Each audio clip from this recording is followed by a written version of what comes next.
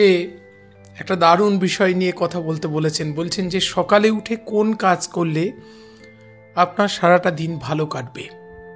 আজকে বলবো প্রতিদিন সকালে একটি কাজ করুন, টুথব্রাশ করুন, তাই তো, দাঁত মাজুন, দন্তমর্জন করুন। দন্তমর্জনের কথা প্রাচীনকালেও ছিল। এখন কথা হচ্ছে এর সঙ্গে সঙ্গে সকালবেলায় কতগুলো কাজ আপনার সারাটা দিন ভালো নিয়ে যাবে, এগিয়ে যাবে। মর্নিং শোজ দ্য ডে বলা হয়। সকালটা একটা গুরুত্বপূর্ণ ব্যাপার।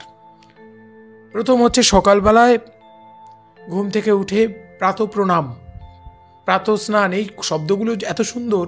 সকালবেলা উঠে বাড়ির সকল সদস্যদের মুখ দর্শন করুন, মুখদর্শন। বাড়ির বৃদ্ধ বৃদ্ধা, আবাল বৃদ্ধ বনিতা যারা বাড়িতে থাকেন প্রত্যেকের সঙ্গে সকালবেলাটা হাসি মুখে শুরু হোক এবং সকলের সঙ্গে বাক্যালাপ হোক। শরীর ঠিক আছে তো? কি তোমরা ঠিক আছে তো?